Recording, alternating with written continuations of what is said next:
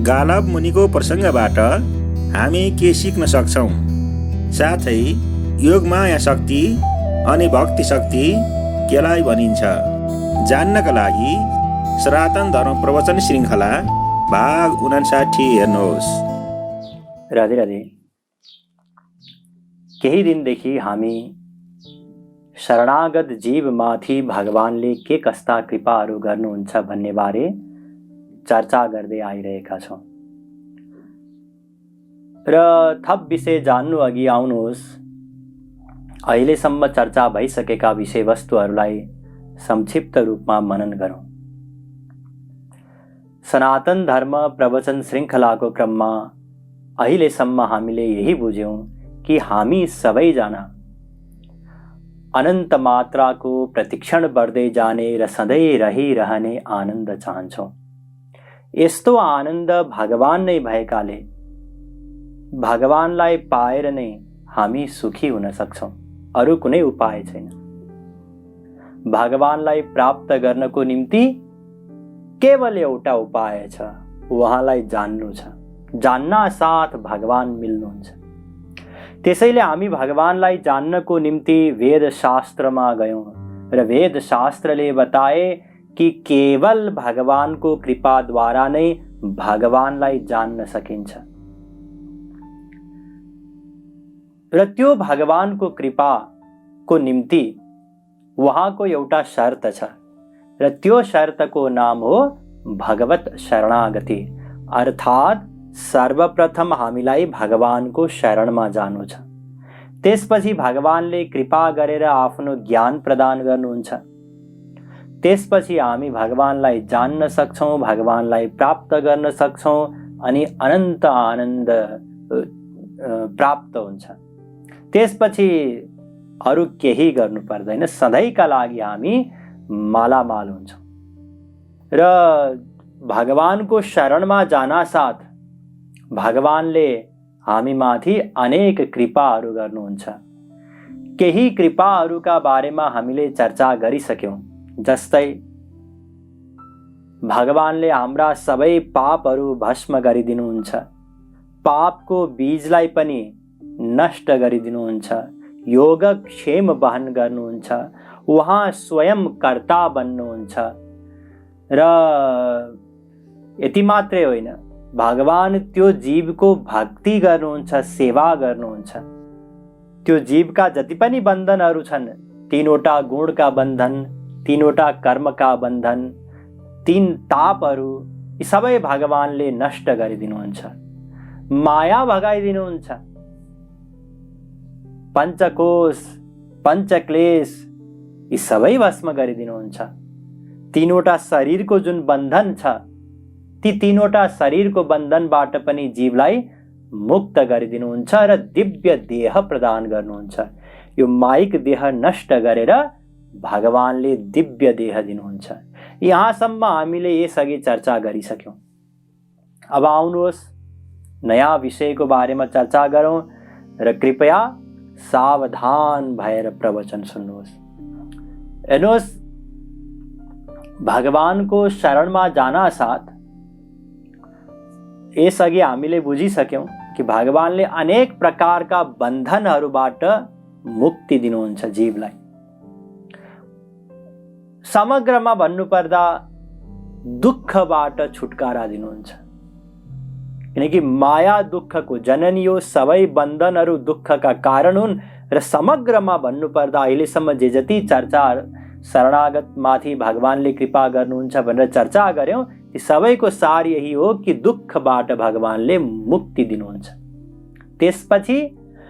त्यसपछि भगवानले त्यो जीवलाई परम शान्ति प्रदान गर्नुहुन्छ, परमानन्द प्रदान गर्नुहुन्छ, परम गति प्रदान गर्नुहुन्छ।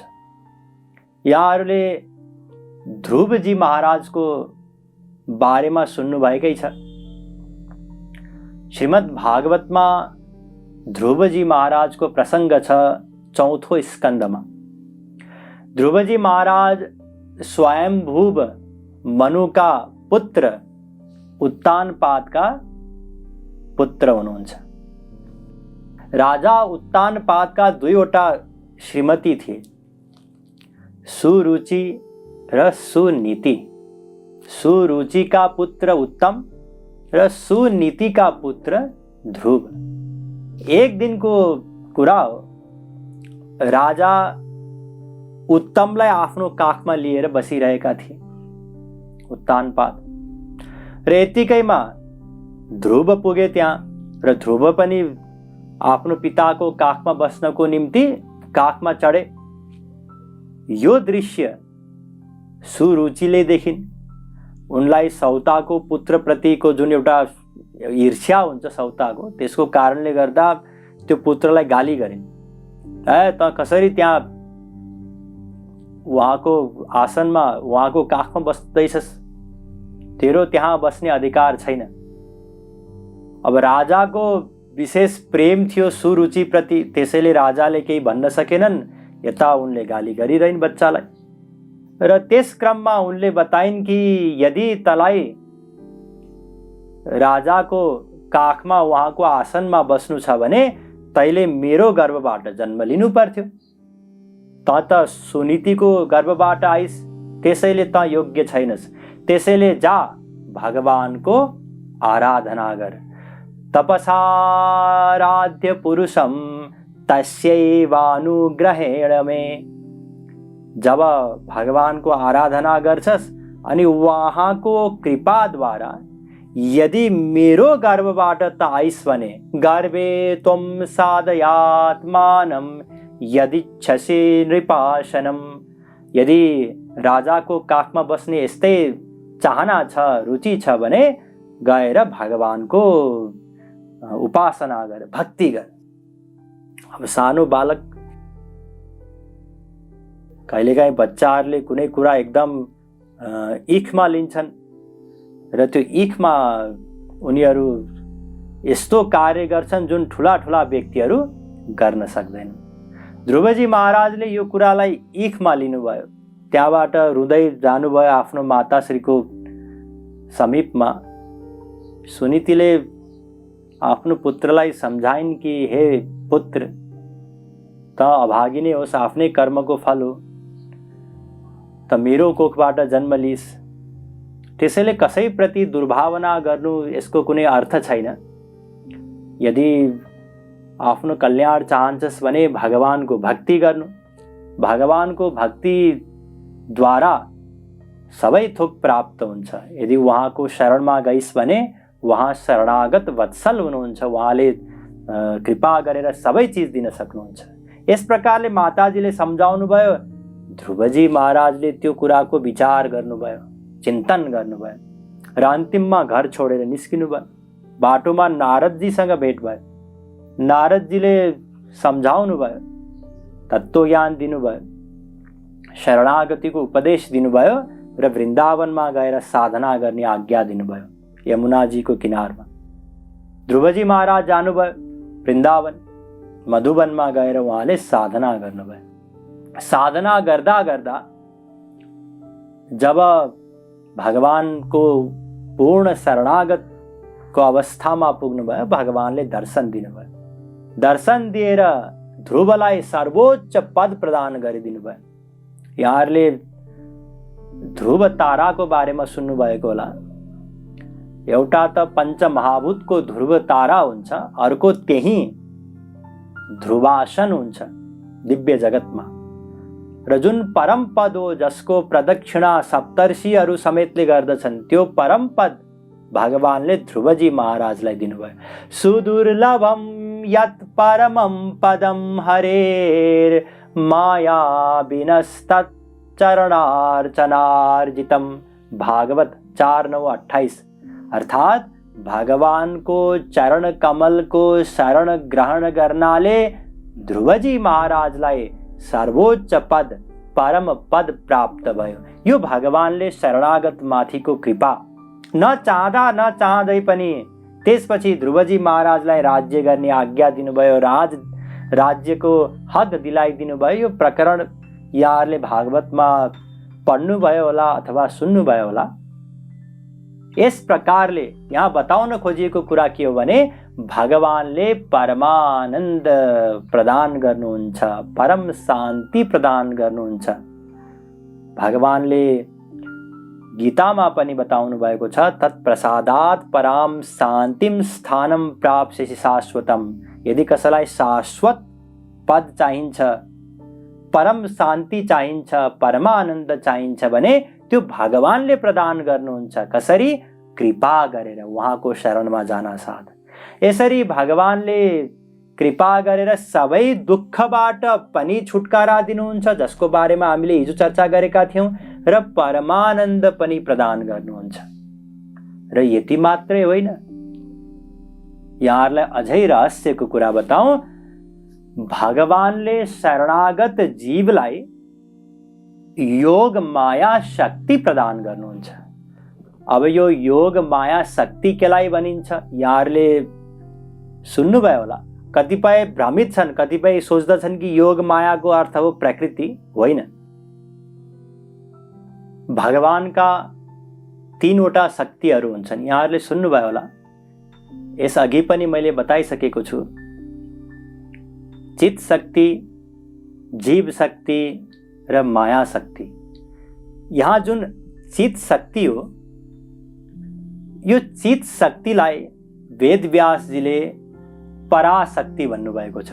विष्णु शक्ति परा प्रोक्ता क्षेत्रज्ञाख्या तथा परा अविद्या कर्म संज्ञान्या तृतीया शक्ति ऋष्यते। विष्णु पुराण 6:7-61। यही जुन पराशक्ति हो, भगवान को पर्सनल शक्ति, त्यही योग माया शक्ति हो। यसका अनेक नामहरू छन्। योग माया शक्ति भन्नुस्, चाहे पराशक्ति भन्नुस्, चाहे स्वरूप शक्ति भन्नुस्, चाहे अंतरंग शक्ति भन्नुस्, भगवान को पर्सनल प्राइवेट निजी शक्ति हो पराशक्ति। र यही पराशक्ति को कारणले गर्दा भगवानले असम्भव कार्यहरू गर्न सक्नुहुन्छ, जुन कार्य हाम्रो लागि हामी सोच्न पनि सक्दैनौँ। तुलसीदासजी महाराज भन्नुहुन्छ, बिनु पद चलै सुनै बिनु काना, कर बिनु कर्म करै विधि नाना, आनन रहित सकल रस भोगी, बिनु जीवा भक्ता बड़ जोगी, तन बिनु परस नयन बिनु देखा, ग्रह घ्राण बिनु बास असेखा, असी सब भांति अलौकिक करनी, महिमा जासु जाहि नहीं वरनी। भगवान आँखा बिना देख्नुहुन्छ, कान बिना सुन्नुहुन्छ, सबै विचित्र विचित्र कार्य गर्नुहुन्छ।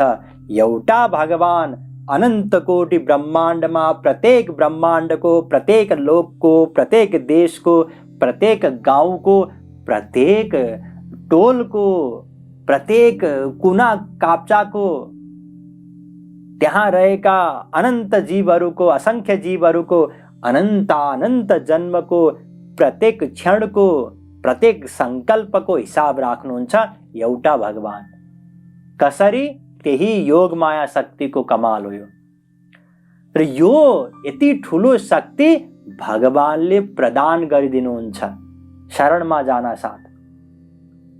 हेर्नुस्, हामी अहिले माया शक्तिको अधीनमा रहेर कार्य गर्दछौँ। यो मन बुद्धिद्वारा नै त कर्म हुन्छ, मन बुद्धि मायाद्वारा बनेको। त्यसैले माया शक्तिको अधीनमा रहेर हामी कर्म गर्छौँ।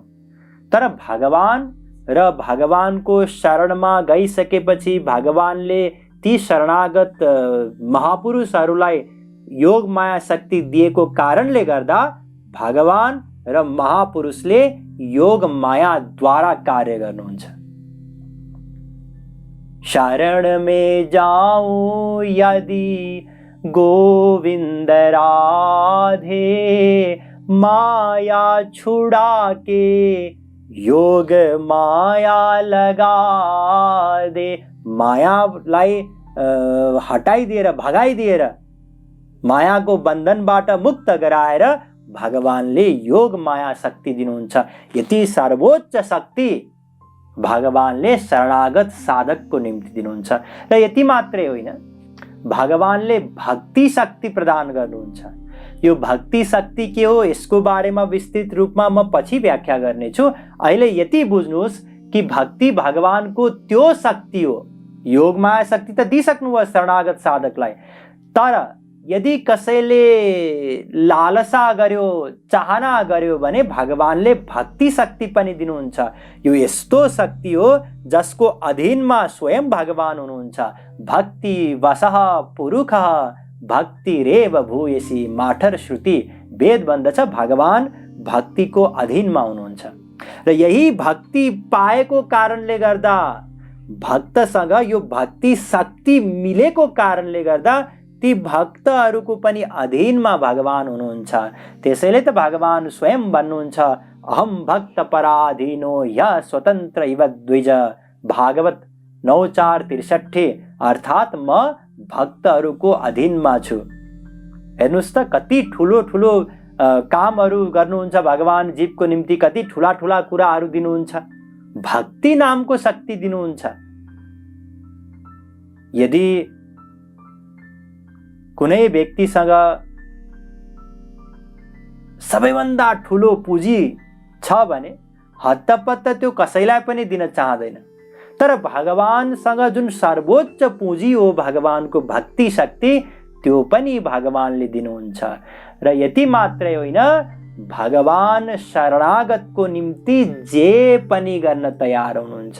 यदि कुनै जीव भगवानको शरणमा गएर भगवानसँग जे भन्दछ, भगवानलाई जे अनुरोध गर्दछ, जे माग्दछ, भगवानले त्यो दिनुहुन्छ। उसले जे भन्दछ त्यही कार्य गर्नुहुन्छ। यस सन्दर्भमा एउटा अत्यन्त प्रख्यात प्रसङ्ग छ जुन म यहाँहरूलाई बताउन चाहन्छु। एकजना गालब मुनि हुनुहुन्थ्यो र एक दिन भगवान सूर्यजीलाई अर्घ दिने क्रममा संयोगवश माथि जुन चित्रसेन नाम गरेका गन्धर्वले पिक भन्नाले पान खाएर जुन थुक फाल्छन् व्यक्तिहरू, त्यसलाई पिक भनिन्छ, उनले जुन पिक फ्याँकेका थिए त्यो पिक संयोगवश गालब मुनिको अञ्जुलीमा पर्यो। उहाँले ध्यान दृष्टिले विचार गर्नुभयो यो पिक कहाँबाट आयो, याद भयो, उहाँले देख्नुभयो कि यो चित्रसेनको काम हो। उहाँले सोच्नुभयो म यसलाई तुरुन्तै समाप्त गरिदिउँ, तर यसबाट त मेरो तप शक्ति नष्ट हुन्छ। त्यसैले उहाँ जानुभयो श्रीकृष्ण भगवानको शरणमा र भन्नुभयो तपाईँ त शरणागत वत्सल हुनुहुन्छ, शरणमा आएकाहरूको सबै कार्य गर्नुहुन्छ। हो महाराज, म गर्छु, आज्ञा होस्। उहाँले भन्नुभयो कि यो चित्रसेन नाम गरेको गन्धर्वले म प्रति अपराध गर्यो, त्यसैले उसलाई दण्ड दिनुहोस्, मृत्युदण्ड। भगवानले भन्नुभयो ठिक छ, म मृत्युदण्ड दिन्छु, भोलिको दिन उसले देख्दैन।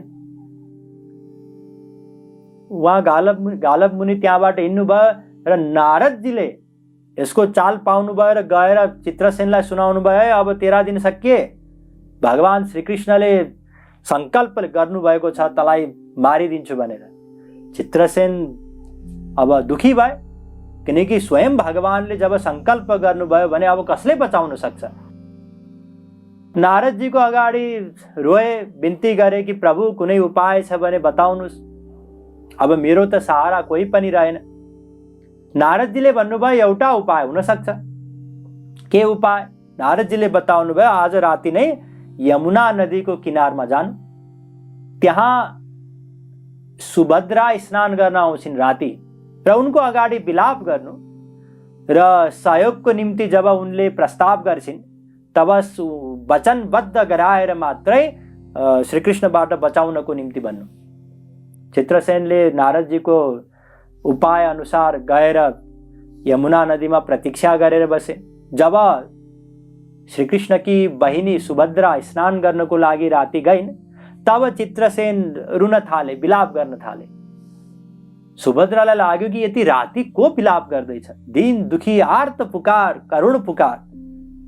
उनको हृदय पग्लियो। उनी गएर सोधिन् कि दुःखको कारण के हो। उनले भने कि हजुर यदि मेरो दुःखबाट मलाई निवारण गराउनुहुन्छ भने र वचनबद्ध हुनुहुन्छ भने बल्ल म बताउँछु। सुभद्राले भन्नुभयो पक्का वचनबद्ध छु, ल बताऊ।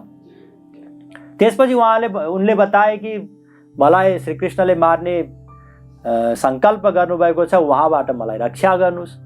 अब सुभद्रालाई फसाद, एकातिर आफ्नो दाई, अर्कोतिर वचन, शरणागत जीव। सुभद्राले भन्नुभयो शरणागतको रक्षा गर्नुपर्छ, यो धर्म हो। त्यसैले सुभद्रा अर्जुन थिम जानुभयो र भन्नुभयो तपाईँ मेरो पतिदेव हुनुहुन्छ, एकजना मेरो शरणमा आएको छ, त्यो शरणागतको रक्षा गर्नु छ र मेरो कर्तव्य उसको रक्षा गर्नु हो र म हजुरको स्त्री भएको कारणले गर्दा हजुरको पनि त्यो कर्तव्य हो शरणागतको रक्षा गर्नु।